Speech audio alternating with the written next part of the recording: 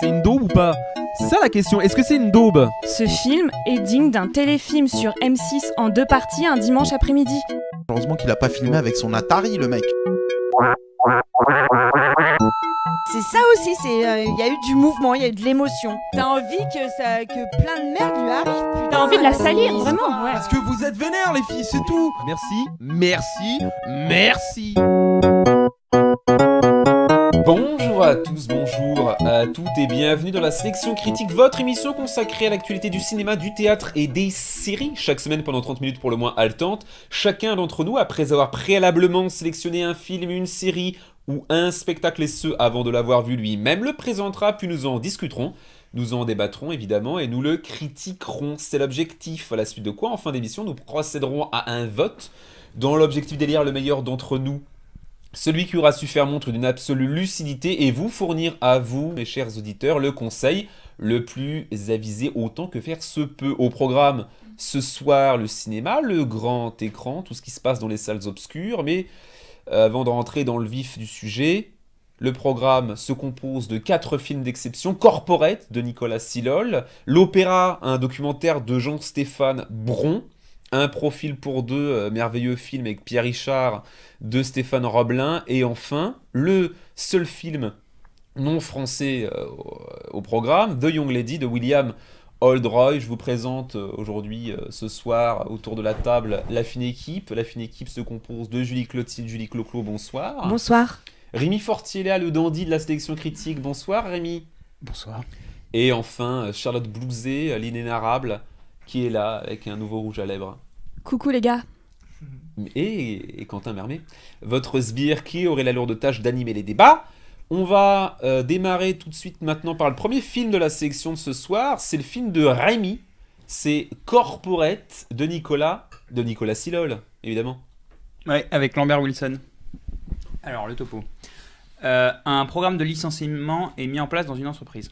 Il a pour but de faire démissionner les gens via des méthodes plus ou moins pernicieuses, mais ces effets pervers vont se voir et un employé va se suicider. Charlotte Belouzet. Oui, bon, les drames français, c'est pas vraiment mon truc. Je fais partie de ces gens un peu bêtes qui aiment rêver, et ici, on rêve pas des masses. Après, je dénigre pas le travail, c'est pas mauvais, ça se regarde. Mais pour moi, c'est traité de façon trop petit. C'est parce que le sujet était quand même intéressant, mais ça manque d'envergure à mon goût. Il y a pas mal de petits défauts, mais le seul que je noterais, parce qu'on n'a pas le temps, c'est les rapports entre les personnages que je trouve très mal établis. Stéphane de Groot, bon ou mauvais, on ne sait pas trop ce qu'il fout là. C'est mal amené. La secrétaire qui ne fait que de gros yeux, on ne sait pas ce qu'elle joue. L'assistante du DRH qui se réveille à la fin, ce mec en long manteau qui en tape un autre, on ne sait pas qui c'est, on ne sait pas pourquoi il est là, pourquoi il fait ça. Merveilleux. Voilà, c'est très flou, peut-être que c'était clair dans sa tête, mais pour moi c'était très flou et les rapports entre les personnages sont nuls. Juste le bon point, moi j'ai bien aimé Céline Salette, que j'ai trouvé engagée, mais voilà, attendez qu'il passe à la télé, quoi. Alors, un drame français dans toute sa francité, j'ai envie de dire, hein, c'est-à-dire résolument moyen, voilà, très mal écrit, les dialogues sont lourds, les situations pesantes, tout le monde joue très sérieusement le drame, hein. Céline Salette est monolithique, Lambert Wilson qui fait du Wilson avec son Lambert en cosplay Steve Jobs avec un magnifique col roulé, c'est assez exotique. C'est didactique, c'est démonstratif, l'objectif est essentiellement discursif, c'est un film qui traite d'une problématique sociale actuelle, ancrée dans la réalité du monde, du travail.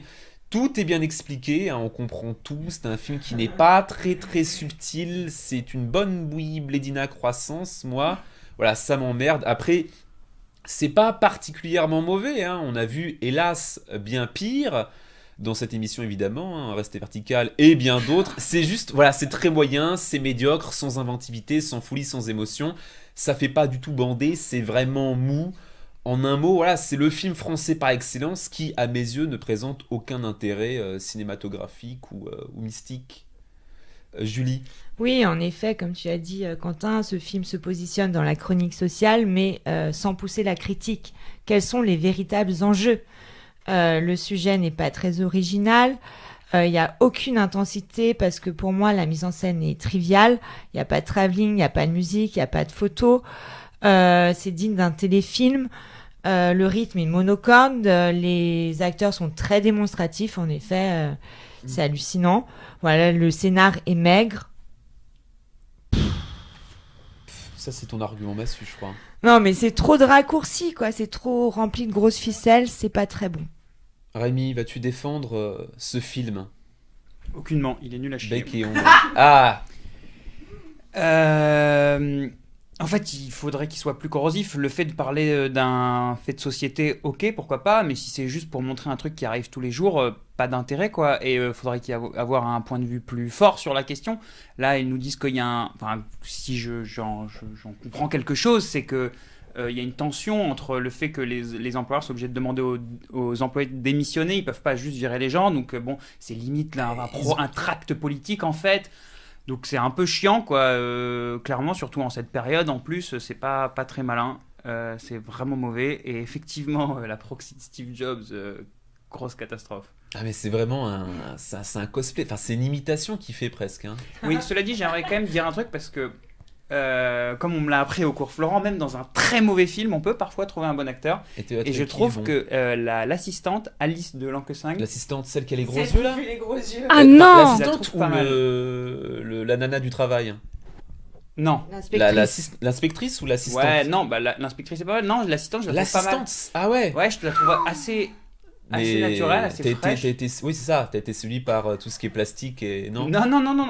c'est vrai que... Ouais, non. Il est vrai qu'elle est tout de même mignonne, mais pour autant, j'ai trouvé qu'elle était pas mal dans ce film. L'assistante de l'actrice principale? Ouais, apparemment. Mais Apparemment, non, mais Rémi a été on comprend pas convaincu ce qu'elle par, joue. Elle sa fait des gros yeux proposition. tout le temps. C'est Elle pas a rien à clair. jouer. Non, franchement, elle a aucune situation. Moi, j'ai trouvé elle a qu'elle jouait pas bien. Aucun changement de jeu. Elle joue toujours la même chose au final. C'est pas. Après, on va pas épiloguer. Non, mais j'ai trouvé qu'elle dégageait quelque chose d'un peu humain dans cette entreprise. En fait, c'est un peu presque un regard extérieur en fait dans ce film parce qu'elle est quand t'es assistante, t'es un peu nouveau, un peu brinque-ballant et je trouvais qu'elle jouait pas mal ça. Un peu brinque-ballant. Bah oui, t'es moi, dans une contrairement à Rémi, je trouve que la instable. thématique, elle est pas mauvaise en elle-même. C'est-à-dire qu'on peut traiter ces thématiques-là. Moi, ce que je trouve problématique, c'est, voilà, on l'a tous relevé, c'est la manière dont il la traite. Après, c'est vrai que je vois pas l'intérêt du film. Qui pourrait aller voir ce truc-là, quoi? C'est assez déprimant de se dire que effectivement c'est français, effectivement c'est avec des acteurs et des actrices connus. C'est pas un petit film indé qui sort dans 2-3 salles. Hein. C'est un peu le gros film français du moment, et c'est déprimant à voir. On se dit quand même que on vit dans un monde. Ouais, il y a une jolie scène quand même quand elle est face à son mari qui vient la voir au mais bureau et c'est là qu'on comprend l'intérêt du film, c'est ce que tu disais Rémi, comment ça fonctionne en fait par rapport aux ressources humaines et comment on arrive à faire partir donc, un employé. c'est une explication le de texte. pire Moi, dans je ce m'en film, fous. c'est que techniquement, c'est pas très mauvais en fait, c'est même plutôt ok. C'est moyen, c'est moyen. Non, mais ça passe quoi. Le problème, c'est le sujet du film, comment il est écrit, etc. en fait. Hein. C'est un problème scénaristique, il y a quand même beaucoup de problèmes pour un film moyen. C'était donc Corporate de Nicolas Silol et c'est sorti le 5 avril 2017. On va passer à un docu, le docu de Juju. Le docu, c'est l'opéra? C'est l'opéra filmé par Bron durant toute une saison.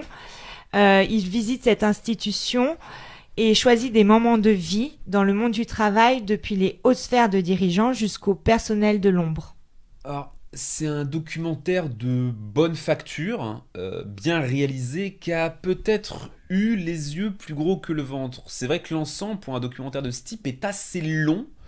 On sent que le réal a voulu aller à droite, à gauche, tourner en rond, danser la gigue. Et au final, on se retrouve avec beaucoup de choses, pas toutes d'un intérêt exceptionnel, et on finit un peu noyé sous la masse. Au-delà de ça, j'ai vraiment passé un bon moment. Ça n'a rien de révolutionnaire, on n'apprend pas forcément beaucoup de choses, mais il y a quelque chose qui fait que je ne me suis pas fait chier. Il y a une légèreté, il y a une douceur, il y a presque une dramaturgie du réel avec des gens qui sont complètement réels et qui sont tellement réels dans la bizarrerie la plus absolue du réel qu'on a l'impression de se retrouver face à des personnages de fiction comme des petits trolls ou des petites fées, quoi, des trucs un peu déments. Et puis moi qui suis pas du tout un adepte de l'opéra, voilà, je me suis jamais senti largué ou exclu de ce qui était montré, et ça c'est plutôt une belle réussite, j'ai envie de dire. Charlotte Blouzet. Alors moi c'est la honte parce que je sais pas ce qui s'est passé ce jour-là, je devais être énervée, mais moi j'ai détesté ce documentaire.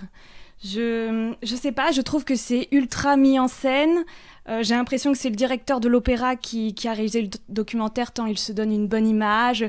Il est toujours bien assis de profil, à dire de bonnes choses, à vouloir baisser le prix des places.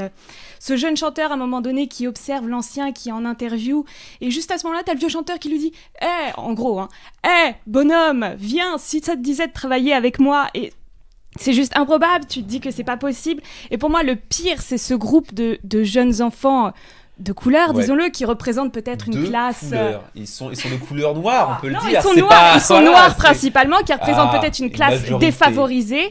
Et cette vieille dame jolie qui est née en Suisse et qui leur dit « Non, mais faites de la musique et vous pourrez faire comme tout le monde. Et bien sûr, tout ça, c'est accessible pour vous, mais continuez. » Et le gamin, il l'écoute pas.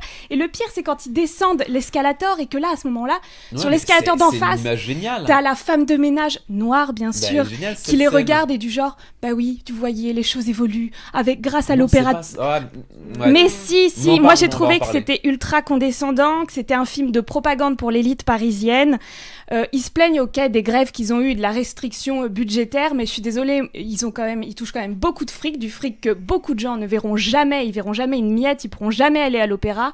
Et moi je trouve ça assez honteux, autant aller faire un documentaire, je sais pas, dans une usine, mais enfin bon, là c'est pas le sujet, mais moi j'ai trouvé ça condescendant et mal placé comme documentaire. Et d'ailleurs, il y a peu de passages artistiques, ce que j'ai trouvé vraiment dommage et ce qui aurait pu me plaire, et j'ai vraiment eu beaucoup de fois envie de partir. Rémi, as-tu beaucoup de fois envie de partir contre vents et marées face à Charlotte? Clairement, moi, les thématiques sociales qui ont touché Charlotte, tellement pas touché, j'en ai un peu rien à foutre d'ailleurs. Moi, ce film, il m'a intéressé pour autre chose. En fait, il pose une question assez intéressante. Pour moi, c'est est-ce que l'accumulation de beaux, ça suffit à faire un documentaire? En effet, et ils sont dans des décors magnifiques où il y a des dorures, des monuments classés, etc. Et tout est beau, les voix sont époustouflantes, les gens sont tous très doués à ce qu'ils font, c'est le top de leur métier en fait, ils viennent des quatre coins du monde pour faire ça. Sauf qu'en fait, à force de beaux, de belles voix, etc., en fait, le magnifique devient quotidien et du coup, en fait, ça devient chiant. Au bout d'un moment, le petit jeune qui arrive de son village de Russie, qui chante très bien, et la première fois, moi, j'étais époustouflé par sa voix. Et puis, au bout d'un moment, en fait, comparé à l'autre, finalement, c'était pas si bien. En fait, ça devient tout sa devient dernière quotidien. scène, elle est top, non? Car en fait, comment? Sa dernière scène, la dernière fois où il chante, où on va chanter de face, elle est top. Non, mais si, c'est pas mal, bien sûr. Évidemment, techniquement, il est très doué. C'est le top du panier. Sauf que à force de l'avoir écouté, à force d'avoir écouté des trucs extraordinaires, à force d'avoir vu des trucs super beaux, le beau devient chiant. Le beau devient chiant, en fait, à force d'accumulation du beau.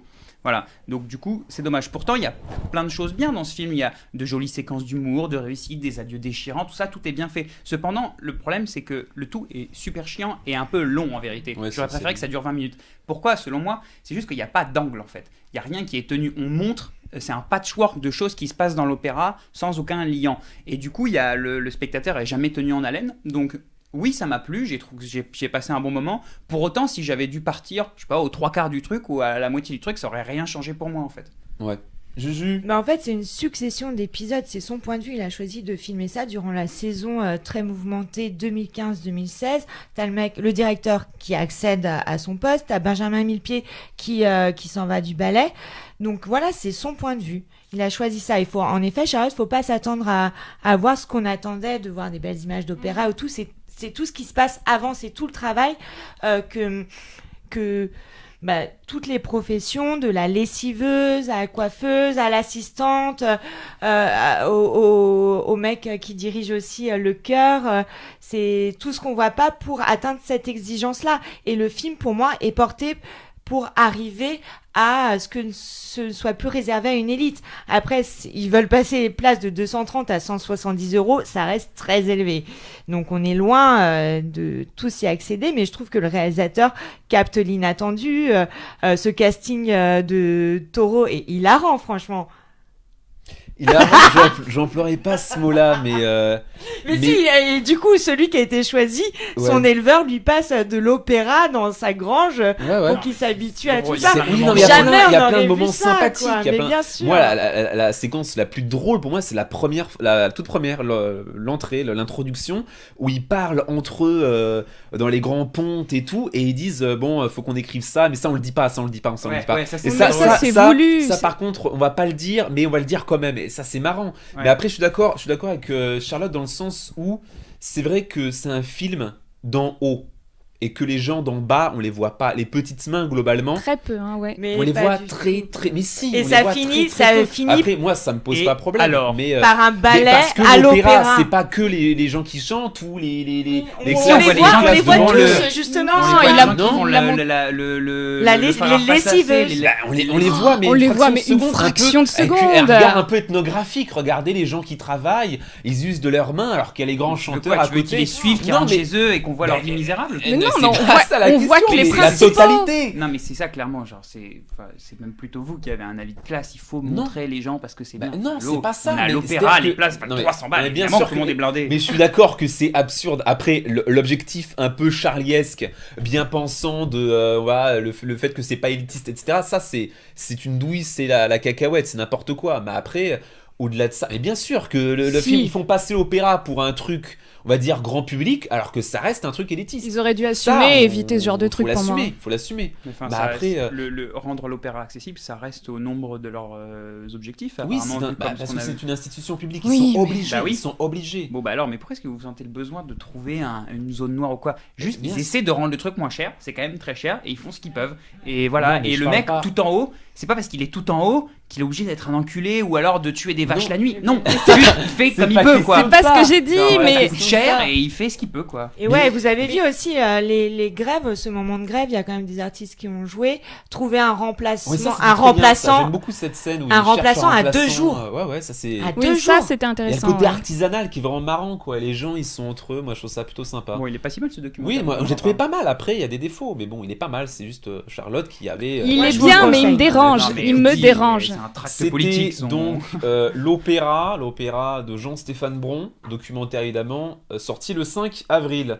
On va passer à un tout autre film, je pense qu'il fera autant jaser, si ce n'est plus. C'est Un profil pour deux, mon film à moi, de Stéphane Roblin. Je l'annonce tout de suite, Julie et Charlotte ne l'ont pas vu, et je pense qu'elles en sortiront vraiment grandies. Pierre, évidemment, Pierre Richard, veuf et retraité, ne sort plus de chez lui depuis 2 ans. Il découvre les joies de l'Internet grâce à Alex, un jeune homme embauché par sa fille pour lui enseigner les rudiments de l'informatique. Sur un site de rencontre, une ravissante jeune femme, Flora 63, séduite par le romantisme du vieux bougre, lui propose un premier rendez-vous. Amoureux, Pierre revit, mais sur son profil, il a mis une photo d'Alex et non la sienne. Oh, le vieux doit alors convaincre le jeune de rencontrer la femme à sa place. Vive la France. Rémi ? Bah, on est 4. Sachant qu'il y en a 2 qui l'ont pas vu et que moi je suis parti à la moitié. En fait, on a vu Un le et film demi. qu'une fois et demie. Voilà. 1,5. Et Donc- c'était déjà trop, peut-être. Donc du coup, la question c'est pourquoi est-ce que je suis parti? C'était Ah. dérangeant. C'était dérangeant comme quand quelqu'un essaie de faire des blagues en plein et qu'elles sont jamais drôles et qu'on voit toujours les ficelles et que ça ne marche jamais. Voilà, donc du coup j'ai été dérangé et de honte je suis sorti de la salle. Bon après sur le côté technique tout est mauvais. Tout, il n'y a vraiment rien à garder. Le texte est mauvais, le scénario est mauvais, les acteurs sont mauvais. Pourtant Pierre Richard il a de la bouteille, mais la Ouais, direction ouais. d'acteur doit être si mauvaise qu'ils ont réussi à rendre un mec qui a 50 ans de carrière nul. Voilà, et ce qu'il y a question c'est y a-t-il seulement un bon point dans ce film? Alors, je vais rebondir sur ça. Est-ce qu'il y a-t-il un bon point? Bah non. C'est... Ouais, comme Bon tu l'as rebond, dit, c'est bon très rebond. mauvais. N'y allez pas. Il y a vraiment aucune raison d'aller voir ce film. Même d'y partir à la moitié, ça ne vaut pas le coup. Bon, moi, j'ai pari. C'est une comédie qui n'est pas drôle. Ça pose un certain handicap international. L'acteur principal, qui n'est pas Pierre Richard, l'acteur principal, c'est l'autre, là. Voilà. Il ressemble comme 2 gouttes d'eau à Jojo le Mérou. Moi, j'adore le monde du silence. Quand j'étais petit, je passais mes journées à regarder les aventures du commandant Cousteau, le Calypso, tout ça, et donc Jojo le Mérou, qui est un mérou, hein, c'est un mérou que j'ai été surpris de retrouver donnant la réplique à Pierre Richard. C'est quand même une certaine ascension sociale. Sauf que c'était pas Jojo le Mérou. Il ressemble, mais c'était pas le Mérou de Jojo le Mérou. C'était tout simplement un acteur de chiasse. Et voilà, l'intrigue n'a pas de sens. Pourquoi s'emmerder avec le sens quand on peut faire nimp? Voilà, je pense que les producteurs du film, le réalisateur, l'équipe technique et les acteurs peuvent être contents du résultat. Voilà, le bébé va pas survivre plus de 2 semaines. L'important, c'est de participer. Comme dirait Monsieur de Coubertin, je pense qu'on peut passer à autre chose. On va pas va pas remuer le couteau dans la plaie béante là parce que c'est un peu dramatique. Mais pourquoi t'avais choisi ce film? Et parce qu'il y avait, globalement, il y avait rien d'autre, donc c'était un peu un choix par défaut. Après, j'ai piffé ça avait l'air plutôt gay. Il y a une scène marrante, de quiproquo, voilà, ça dure 5 minutes, mais puis après, c'est le désert de Gobi. C'était un profil pour Deux de Stéphane Roblin, c'est sorti le 12 avril. Je pense que ça serait bien que tout le monde y aille pour que chacun se rende compte du génie français. On va finir par le film de Charlotte, c'est The Young Lady de William Allred. À Oui. toi. Dans la campagne anglaise en 1865, Catherine, mariée à un lord beaucoup plus vieux qu'elle, s'ennuie. Elle s'éprend alors du palefrenier avec qui elle vit une passion dangereuse. Rémi Fortier, es-tu parti à la moitié? Non, pas du tout. Non, du tout. Ah non. J'en sors d'ailleurs, c'était archi bien. C'était vraiment très très bien. Bon, alors on a donc un influence Bovary au début, sympa, c'était pas mal fait, c'était tenu en haleine. C'est parfois difficile de tenir en haleine sur quelqu'un qui s'ennuie, mais là c'est bien fait. Donc tout est bien, le scénario est bien, c'est cohérent. Les acteurs et l'histoire prennent pas toute la place, ils sont juste à leur place, ils jouent leur rôle, alors pourtant qu'ils sont super bien tous à leur rôle. Du coup, ça laisse la place à une réflexion post-film, malgré qu'on soit ému et distrait pendant le film. Donc c'est un peu tout ce qu'on attend, enfin tout ce que moi j'attends du film. Ah ouais. Évidemment, grosse influence Shakespeare. Bon, le truc s'appelle Lady Macbeth, donc bon, on s'en doutait un peu.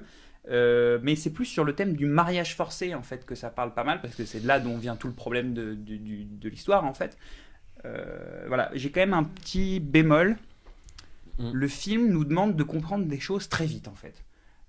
Notamment les champignons vénéneux. Moi, Oui. Ah, Oui, ouais. exact. Ouais. Et, et les Très toilettes, du franchement, coup, j'avais je pas fais compris. pas c'est souvent pas- des balades en forêt, étant parisien Mais de moi, fonction. je l'ai pas compris non plus, Et c'est elle- pas dramatique. Mais, Non, mais oui, on oui, non, comprend bien sûr. après. Mais on le comprend après comprend quand après ils qu'on- disent. Mais pour autant, ça veut dire que tout le moment où ils filment des champignons, bon bah d'accord, et bah la cueilleuse de champignons, bon bah super. Bah, c'est Et donc chouette. du coup, on comprend pas. Et même il y a d'autres trucs sur les rapports de société, en fait, du fait que tu sois obligé de, enfin tout ce qu'ils sont obligés de faire, en fait, tu le comprends pas, tu le comprends qu'après. Donc du coup, ils demandent un peu aux spectateurs d'être un peu plus cultivés qu'ils ne l'est en fait. En Julie, tout cas que je le suis. Ouais, c'est chouette. Moi, j'ai beaucoup aimé ça, justement. Et je trouve que, pour moi, ça parle pas de ce que tu as dit, le couple mariage forcé là. adultère ou le Non, il a pas mariage. dit ça. Non. Il a dit le mariage, Mariage forcé. forcé. En fait, tu n'écoutes ce que tu veux. Le mariage longtemps, forcé. Et quoi. plus de ce portrait d'une femme monstrueuse. Et moi, Quentin, j'avais pas compris que Lady Macbeth, voilà, c'est ce qui allait se passer. C'est Et du coup, original, c'est venu, tu sais, au fur et à mesure, et comme tous ces petits indices. Et du coup, j'avais très envie de dormir, mais j'étais très active dans ce film, que je trouve très théâtral. D'ailleurs, c'est les premiers pas au cinéma d'un metteur en scène très réputé à Londres.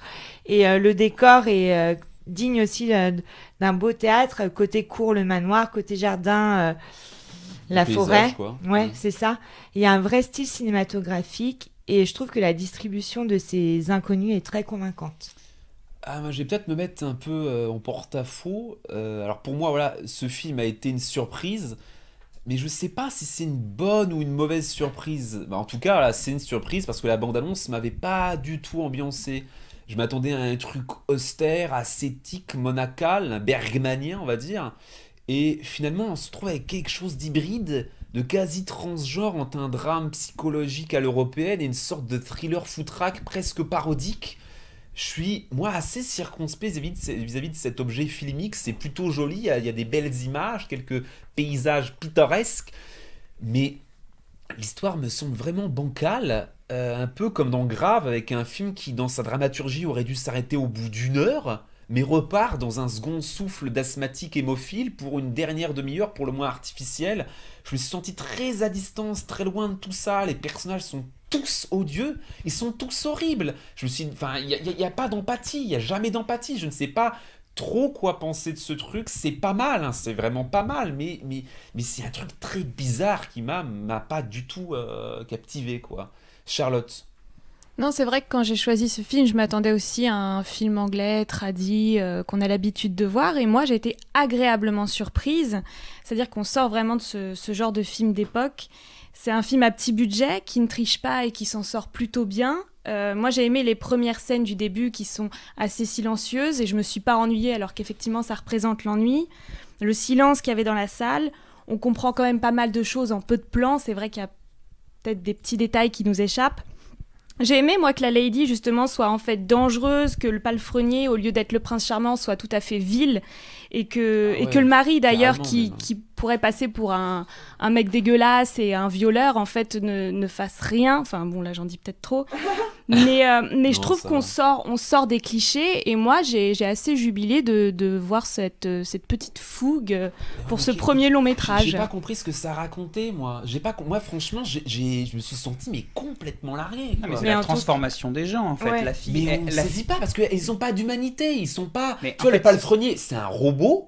C'est un androïde. Si tu veux, je la peux te fille, dire. elle est complètement perchée, mais si. Non, en fait, c'est moi, ça dans m'a une pas quête du de tout, liberté. En fait, c'est thématique chez Shakespeare, c'est l'ascension au pouvoir. Ici, c'est la liberté, en fait, son pouvoir à elle, parce qu'elle est complètement enchaînée. Ouais. Et sur ce chemin-là, en fait, elle va devoir tuer des gens, qui est un truc qui est typique notamment chez Richard III, etc. Et une fois qu'elle y arrive, en fait, elle l'a pas vraiment parce que sur le chemin, elle a tué des gens. En fait, mais Ouais, au début, mais quand moi, elle arrive, ça, je elle le est perçois pas, littéralement vierge et donc jeune. Oui. Et d'accord. donc aussi, on peut imaginer que c'est une symbolique et donc elle est un peu aussi vierge de l'idée qu'elle a ensuite en fait. Ça va être que un moyen d'atteindre la mais reste. après, je trouve ça tellement distancié et tellement pas vivant. Je trouve ça très très carnassier. C'est presque animal, quoi. Et moi, ça m'a pas touché. J'ai pas été ému, jamais. J'ai pas été diverti. Je me suis jamais dit merde, le mec meurt ou nana il meurt, machin meurt. J'ai regardé ça de manière un peu comme au zoo, quoi. Tu vois, il se passe des choses un peu comme dans un documentaire animalier où la gazelle se fait bouffer par la lionne. Et c'est un peu ça, j'ai regardé des trucs, le mec meurt. Il y a quand même des scènes il d'émotion. pleure. J'ai pas trouvé du tout, quoi. Par exemple, pas la le scène où il premier. lui demande de se mettre de dos et qu'il se branle, bon, c'est un peu gênant quand même. On va peut pas parler tout d'une raconter, émotion. raconter, quand même. mais moi, ce Moi, qui ça m'a le m'a plus pas ému, touché, c'est le quoi. cheval quand il meurt. Bah oui, mais bon, Et, vous êtes aussi bizarre, vous. Et Rémi, tu as tout à fait raison. Moi, c'est la première Dernier fois, mot, Juju, hein. ouais, en sortant du ciné, il y a 2 dames qui ont partagé avec moi tout ce que ça leur avait fait. Alors peut-être, il y avait, tu vois, peut-être qu'avec de la distance, ça a amené à réfléchir certaines personnes et c'était un fort moment partagé. C'était The Young Lady, titre original Lady Macbeth, évidemment, de William Oldroyd. C'est sorti le 12 avril, en même temps qu'un profil pour 2. Je pense que bon, il y a un choix à faire. Nous arrivons au terme de cette émission, et comme le veut le concept, la sélection critique s'achève par l'élection du chroniqueur le plus avisé, le plus lucide quant à son choix. Donc je vais demander à mes petits amis, également à moi-même, de choisir un film de la sélection, de nous dire pourquoi c'est le meilleur, et évidemment de ne pas prendre le sien. C'est Rémi qui commence, et Rémi, on t'écoute. Bon, Lady Macbeth, Et pourquoi Lady Macbeth? Pourquoi The Young Déjà Lady? d'une part parce que les autres sont à peu près tous nuls, à part l'opéra qui est moyen, mais en plus le film est bien en lui-même en fait. Les thématiques abordées sont vraiment intéressantes. Bon, moi j'en sors donc peut-être que c'est un peu frais quoi, mais le film j'y repense encore. Qu'est-ce qui a rendu les personnages? Enfin, le film existe encore après qu'on l'ait vu, donc c'est tout d'un bon film, tout est bien fait, c'est vraiment bien quoi. Julie, Idem. et pourquoi pareil, tout pareil? Ouais. Comme monsieur? Ouais. Carrément. Ouais. Moi, j'hésite un peu entre The Young Lady et l'opéra. Mais et j'avais décidé avant de venir, donc je vais pas faire le show. Moi, je pense que je vais voter l'opéra. Parce que, bon, faut soutenir les petits commerces et que l'opéra, ça reste un petit docu français, etc. Non, mais après... Les petits non. franco-suisses, Ah oui, non, tout à mais fait. le documentaire, je parle pas de l'opéra Bastille. Après, moi, je vais pas mentir, moi, de Young Lady, j'ai trouvé ça pas mal, mais à la fin, quand le générique est arrivé, j'ai fait ouais, et alors? Ça m'a pas transporté, ça m'a pas transcendé, donc je vais pas faire le dingue en disant allez voir The Young Lady, c'est le film du moment, quoi. Et l'opéra non plus, c'est pas forcément le film du moment, mais comme je suis d'accord avec Rémi, pour moi le programme de ce soir n'était pas un programme 4 étoiles, donc je dois faire un choix. Charlotte. Oh là là, c'est vraiment pas de chance. Moi, j'aurais 10 000 fois voté pour mon film. Bah, votre corporate, t'as pas aimé du tout l'opéra? Bah ouais, mais en même temps, je vois bien que d'un point de vue réel, l'opéra, c'est quand même un peu au-dessus de corporate, mais ça le met ex aequo du coup avec mon film. Vote ton âme et conscience. Ah non, mais ce serait aberrant. Non, mais Bah, je vais quand même... c'est déjà arrivé, non, hein. d'un point de vue... là, ce serait vraiment pour gagner si je faisais ça. Même si je suis tout à fait contre Et ce donc documentaire et qu'il représente des choses, pour moi, pas possibles, l'opéra par rapport à corporate, quand même. Donc l'opéra. Donc il y a égalité entre l'opéra et The Young Lady. J'ai bien la sensation que les gens sont pas contents autour de la table. The Young Lady, dites-moi vraiment, mais qu'est-ce que j'ai raté? Qu'est-ce que moi j'ai raté? Voilà, C'est la transformation des personnages qui montre en fait. Ah Oui, c'est à toi qu'il faut que je parle. Non. Même l'évolution, comment ça monte en fait, comment le film est amené et il tient en haleine le spectateur et montrer tout ce qui est monstrueux dans une femme aussi belle, c'est Lucrèce Borgia, c'est... Oui, mais je la trouve monstrueuse, mais comme un chat est monstrueux avec une souris qui bute pour après te la donner en cadeau, quoi, tu vois. C'est un peu... Écoute, moi, ce que un peu j'ai- mécanique, je trouve. Ça manque de vie, ça manque de C'est un viande, premier quoi. film quand mais c'est parce que- Je dis que c'était pas mal, je dis que c'était pas mal, mais après... C'est parce qu'il nous montre pas son histoire aussi, mais on commence un peu dans le vif du sujet, on connaît pas Oui, l'histoire de après, cette c'est un film femme. court, ça, c'est ça, c'est son Mais grand mérite, c'est qu'il est justement, court, ils arrivent et- au point important et le fait est qu'elle est comme ça, que ça surprend, donc ça marche aussi dans le film. Et moi, je trouve que ça change un peu. On montre toujours ces jolies filles qui sont gentilles, douces. On croit qu'à cette époque, tout le monde était comme ça. C'est faux. Il y a des gens qui C'est sont pas mauvais. un film réaliste de Mais l'époque, non, c'est pas mais non plus il un faut arrêter film, de montrer anthropologique. toujours des choses belles. Et moi, je trouve que c'est bien. C'est très bien de montrer ça un petit peu. Cette émission s'achève ainsi par le match nul entre l'opéra de Julie Clotilde et The Young Lady de Charlotte Blouzet. C'était Quentin Mermet pour la sélection critique, accompagné ce soir par Julie Clotilde, Rémi Fortier qui n'a toujours pas gagné après 6 émissions et Charlotte Blouzet. L'émission de la semaine prochaine sera consacrée à l'actualité théâtre. Nous espérons que vous serez au rendez-vous. En tout cas, nous le saurons. Et en attendant, Pierre Richard vous attend. Courez!